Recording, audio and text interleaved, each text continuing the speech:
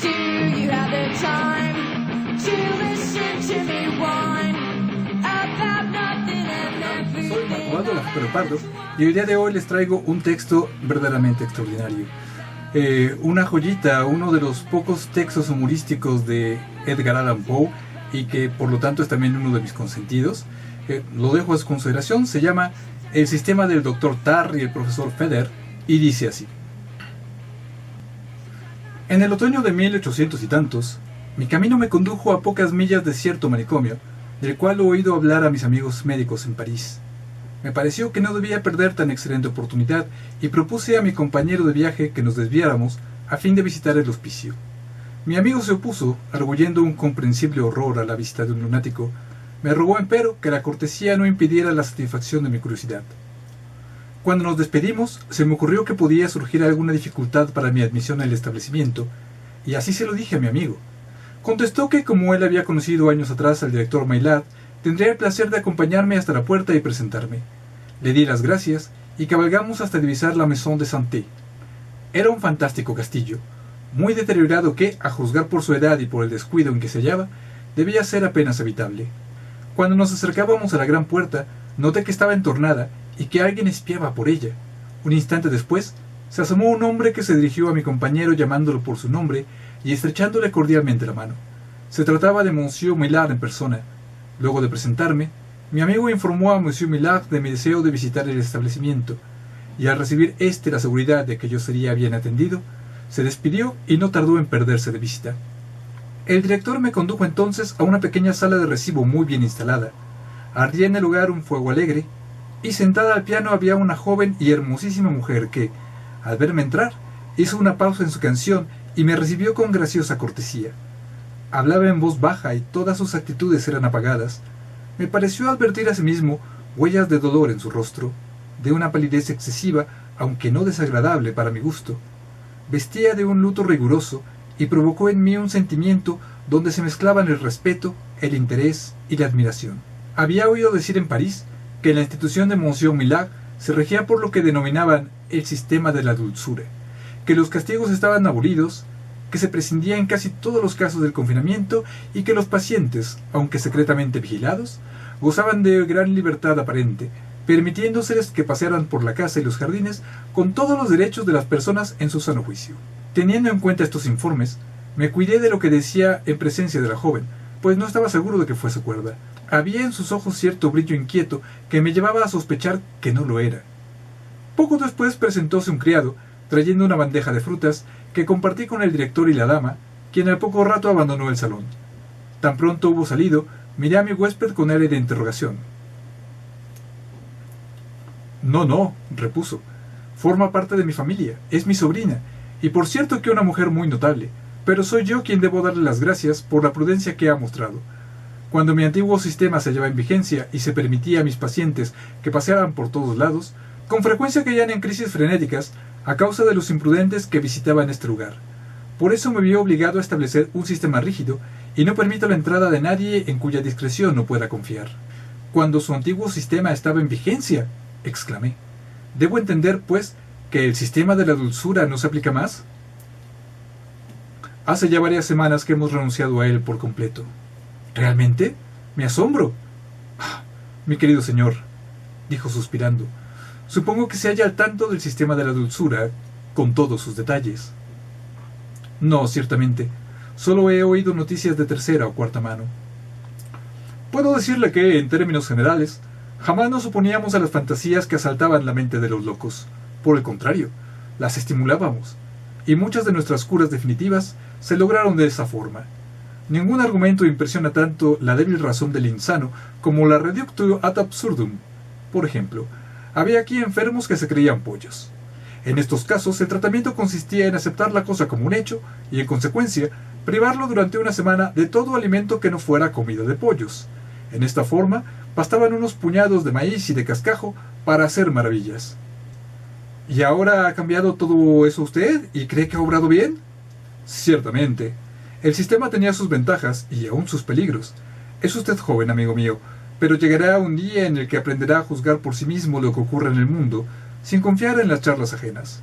No crea nada de lo que oye, y solo la mitad de lo que ve. Después de cenar tendré el placer de llevarlo a recorrer la casa y hacerle conocer un sistema que, en mi opinión, es incomparablemente más efectivo que los utilizados hasta ahora. Seguí conversando con Monsieur Millard durante 1 hora o 2, durante las cuales me mostró los jardines y los invernáculos del establecimiento. A las 6 se anunció la cena y mi huésped me condujo a un gran comedor donde se hallaba reunida una numerosa asistencia, 25 o 30 personas en total. Todas ellas parecían de alto rango y de gran cultura, aunque no pude menos de pensar que sus vestimentas eran extravagantemente suntuosas. Reparé que 2/3 de los huéspedes eran señoras y que muchas de ellas se cubrían con profusión de joyas, tales como anillos, brazaletes y aros. Mirando en torno, descubrí a la interesante joven que Monsieur Millard me había presentado en el pequeño recibimiento, pero grande fue mi sorpresa al ver que se había puesto un vestido con crinolina y zapatos de tacón alto. La primera vez que la había visto, llevaba luto riguroso de la manera más recatada.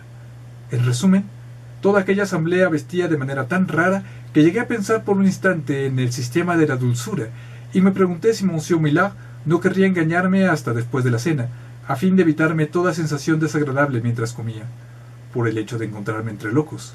Pero recordé haber oído en París que los provincianos del sur eran gente excéntrica, llena de nociones anticuadas, y me bastó conversar con varios de los asistentes para que mis aprensiones se disiparan instantáneamente y por completo. La mesa estaba espléndidamente servida. La profusión era absolutamente bárbara. Varios domésticos se ocupaban de servir, y en una gran mesa situada en la parte más lejana del comedor, habíanse instalado 7 u 8 personas provistas de violines, trombones y un tambor. La conversación, entre tanto, era muy animada. Como de costumbre, las damas hablaban mucho. Pronto noté que casi todos los presentes eran personas muy bien educadas, y en cuanto a mi huésped, resultaba una fuente inagotable de anécdotas divertidas. Para mi gran sorpresa, el tema de la locura era el favorito de todos los presentes. Se contaban historias muy graciosas sobre los caprichos de los pacientes. «Una vez tuvimos aquí un individuo», dijo un hombre de alta estatura, sentado frente a mí, «a quien se le había metido en la cabeza que era un asno, lo cual, hablando figurativamente, no dejaba de ser muy cierto. Largo tiempo se negó a comer nada que no fueran cardos, pero lo disuadimos al no dejarlo que comiera otra cosa. Se pasaba el tiempo soltando cosas, así, vean ustedes, así, ¡fum, fum, fum! «Señor Denoc, le ruego que se comporte debidamente», lo interrumpió una anciana señora, ubicada al lado del orador. «Guárdese usted sus cosas, ha estropeado mi vestido de brocado. ¿Acaso es necesario ilustrar de manera tan práctica una observación? Nuestro amigo aquí presente comprenderá lo mismo. Palabra, casi es usted tan asno como aquel pobre infeliz creía serlo. Sus cosas eran de lo más naturales, puede creerme». «Mil pardons, mademoiselle», repuso Monsieur de Kock. «Mil perdones, no tenía la menor intención ofensiva». «Permítame usted, amigo mío», dijo Monsieur Millard dirigiéndose a mí, «ofrecerle un trozo de esta ternera a la señora Menehould. Estoy seguro de que la encontrará especialmente sabrosa». En ese momento 3 robustos camareros acababan de depositar con gran trabajo en la mesa un enorme plato, conteniendo lo que supuse era el monstrum horrendum informe ingens qui lumen ademptum, pero un escrutinio más cuidadoso me aseguró que se trataba tan solo de un ternerillo asado entero, apoyado en las rodillas y sosteniendo una manzana en la boca, como se acostumbra en Inglaterra para servir una liebre. «Muchas gracias», repuse. «Para decir la verdad, no me gusta mucho la ternera. Prefiero cambiar de plato y probar un bocado de conejo». «Pierre», gritó el huésped, «cambie el plato al señor y sírvale un trozo de conejo au chat». «Pues bien, muchas gracias, pero, pensándolo mejor, prefiero servirme un poco de jamón». «Verdaderamente uno no sabe nunca lo que come en las mesas de estos provincianos», me dije. «No quiero saber nada de su conejo al gato, ni tampoco de su gato al conejo, si es que lo sirven». «¿Y luego?», dijo un personaje al final de la mesa, recogiendo el hilo interrumpido de la conversación. «Tuvimos cierta vez a un paciente que se creía una botella de champaña y andaba siempre descorchándose con un ruido y un burbujeo como esto». El orador hizo algo con la boca y después produjo un sonido semejante al de una botella que se descorcha. Noté claramente que esta conducta no era del agrado de Monsieur Millard, pero no dijo nada. «No tengo la menor duda», dije mirando con aire interrogativo a Monsieur Millard. «Ja, ja», rió este caballero. «Excelente, no tiene por qué asombrarse, amigo mío. Nuestro compañero es todo un ingenio. No hay que tomarlo al pie de la letra».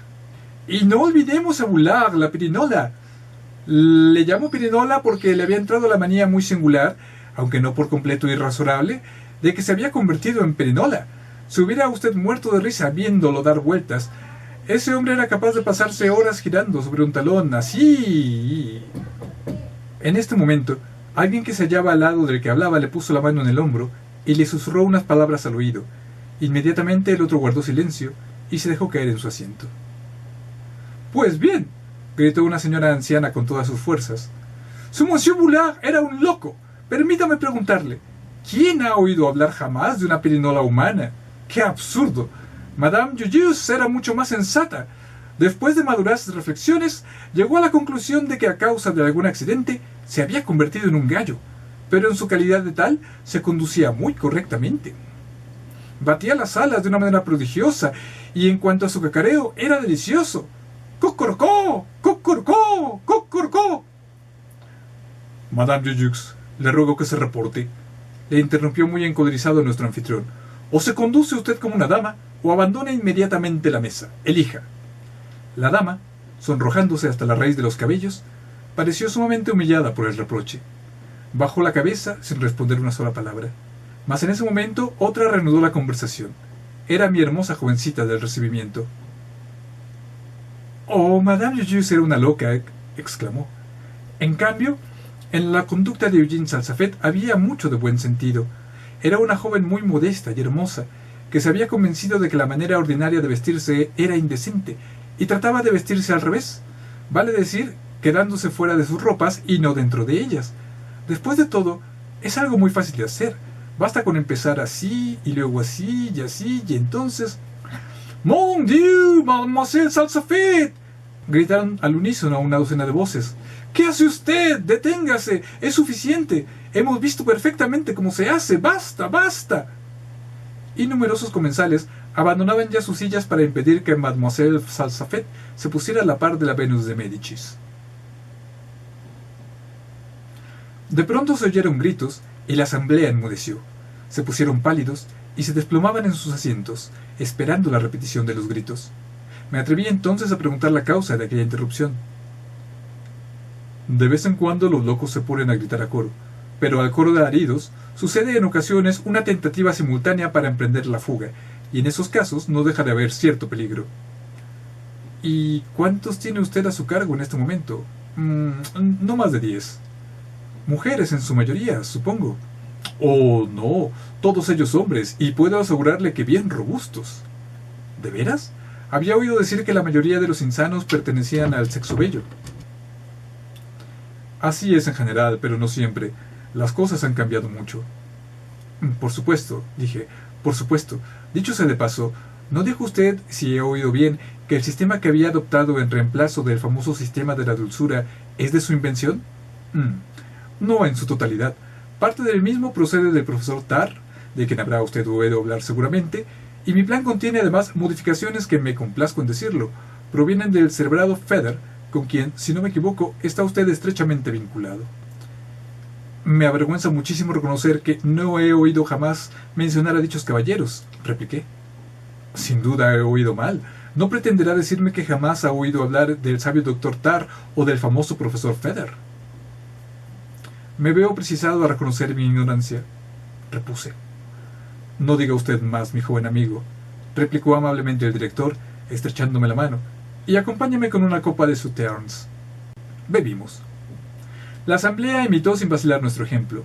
Todos charlaban, bromeaban, reían, hacían las cosas más absurdas, mientras los violines chirriaban, el tambor tronaba, los trombones mugían como otros tantos toros de bronce de Falfaris, y aquella escena, empeorando de minuto en minuto, a medida que los vinos hacían su efecto, se convertía finalmente en una especie de pandemonio impeto. A todo esto, con algunas botellas de Sauternes y Bouillotte entre los dos, Monsieur Millard y yo continuamos nuestro diálogo a gritos. Cualquier palabra pronunciada con tono natural se hubiera oído mucho menos que la voz de un pez en las cataratas del Niágara. «¿No mencionó usted antes de la cena», le grité al oído, «que el antiguo sistema de la dulzura encerraba ciertos peligros? ¿Puede explicarme cuáles?» «Sí», repuso él, «en algunas ocasiones era sumamente peligroso. Los caprichos de los locos son inexplicables y su astucia además es grande. Si proyecta alguna cosa, la ocultará con la destreza con la que finge la cordura. Créame usted, Cuando un loco parece completamente sano, ha llegado el momento de ponerle la camisa de fuerza. Pero, mi querido señor, en el curso de su propia experiencia, mientras dirigía esta casa, ¿ha tenido razones para creer que la libertad era peligrosa en un caso de locura? ¿Aquí? ¿En el curso de mi propia experiencia? Pues bien, sí. Por ejemplo, no hace mucho, sucedió en esta misma casa algo muy extraño. Como usted sabe, regía el sistema de dulzura y todos los enfermos andaban en libertad, y se conducían tan bien que cualquier persona sensata se hubiera dado cuenta de que se preparaba algún designio diabólico. Y así ocurrió, en efecto. Una mañana, los guardianes se despertaron atados de pies y manos y metidos en las celdas, donde fueron atendidos como si fueran los locos. Por los locos mismos, que habían usurpado las funciones de guardianes. Todo sucedió por culpa de un loco que sostenía haber inventado el mejor sistema de gobierno jamás imaginado. Supongo que quería experimentar su invención y persuadió al resto de los enfermos a que se le unieran en su conspiración, destinada a derrocar a los poderes reinantes. ¿Y lo consiguió?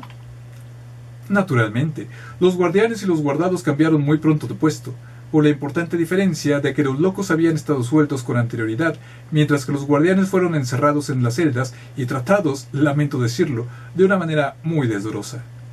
Pero supongo que no tardó en producirse una contrarrevolución. Imposible que semejante estado de cosas se prolongara mucho. Pues se equivoca usted. El jefe de los rebeldes era demasiado astuto para eso. No admitió a ningún visitante, excepción hecha cierto día, de un joven de aire tan estúpido que no le inspiró el menor temor. Lo dejó entrar en el establecimiento, simplemente para divertirse con él. Tan pronto se hubo burlado lo suficiente, lo dejó salir para que volviera a sus negocios. ¿Y cuánto tiempo duró el reinado de los locos? Oh, mucho tiempo, por lo menos un mes, no podría decir exactamente cuánto, pero entre tanto lo pasaron admirablemente, eso puedo jurárselo. Se apoderaron del guardarropa y de las joyas de la familia. La bodega del establecimiento estaba bien provista de vino, y esos diablos locos son precisamente los que mejor saben beberlo. Vivieron muy bien, se lo aseguro. Las observaciones de mi huésped se vieron bruscamente interrumpidas por una nueva serie de alaridos semejantes a los que tanto nos habían desconcertado previamente, pero esta vez parecían proceder de personas que se aproximaban rápidamente. ¡Santo Dios!, grité. ¡Los locos han debido escaparse! Mucho me lo temo, replicó Monsieur Millard poniéndose mortalmente pálido. Apenas se había terminado la frase, cuando golpearon la puerta con algo que parecía ser un ariete. Siguió una escena espantosa de confusión. Monsieur Millard se metió debajo del aparador. Los miembros de la orquesta se enderezaron aferrando sus instrumentos y trepándose a la mesa, atacaron de común acuerdo el Yankee Doodle, que ejecutaron, si no afinadamente, por lo menos con energías sobrehumanas durante todo el transcurso del tumulto. Entretanto, el hombre cuyas predilecciones iban hacia las pirinolas comenzó a girar por la estancia con inmensa energía, abiertos los brazos en ángulo recto con el cuerpo, con lo cual se parecía realmente a una peonza, y derribando a todo aquel que se le ponía en el camino. Mademoiselle Salsafette apenas pudo esquivarlo mientras bailaba completamente desnuda y hermosa. Entonces, al escuchar un increíble ruido de botella descorchada y de vino espumante saliendo de ella, terminé por descubrir que procedía de la persona que había imitado a una botella de champaña en el transcurso de la cena, y en mitad de todo esto alzábase el continuo rebuznar de un asno. En cuanto a mi buena amiga Mademoiselle Joyeuse, todo lo que hacía era quedarse en un rincón, al lado de la chimenea, repitiendo continuamente y con todas sus fuerzas «¡Cocorocó! ¡Cocorocó!». Jamás olvidaré el asombro con que vi saltar por las 10 ventanas y lanzarse entre nosotros, golpeando, pateando, arañando y aullando, a un ejército que creí de enormes babuinos. Recibí una terrible paliza, tras la cual rodé bajo un sofá y me quedé inmóvil. Luego de un cuarto de hora, llegué a una explicación satisfactoria del desenlace de aquella tragedia. Por lo visto, Monsieur Millard no había hecho otra cosa que relatarme sus propias hazañas. Este caballero había sido el director del establecimiento 2 o 3 años atrás, pero acabó por enloquecer y pasó a la categoría de paciente. El compañero de viaje que me había presentado ignoraba semejante cosa. En cuanto a los guardianes, dominados por los locos, habían sido primeramente untados de alquitrán, luego emplumados y finalmente metidos en las celdas subterráneas. Llevaban allí un mes, pero al fin, tras escapar por una cloaca, uno de los prisioneros logró poner en libertad a los demás.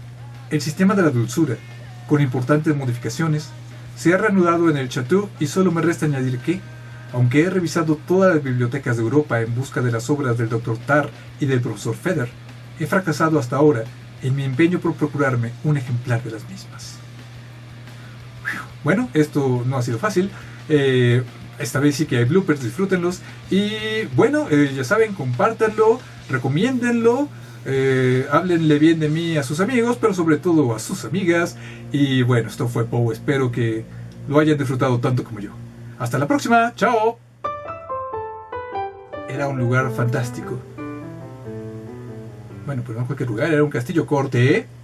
Con frecuencia caían, visaban, claro, si no, y pasaporteaban también, ¿no?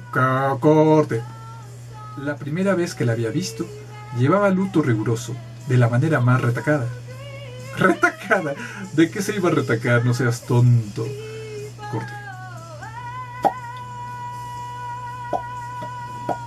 Jeje, me encanta.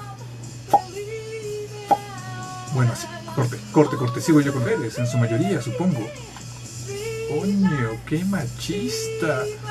Bueno, era el siglo XIX. Corte.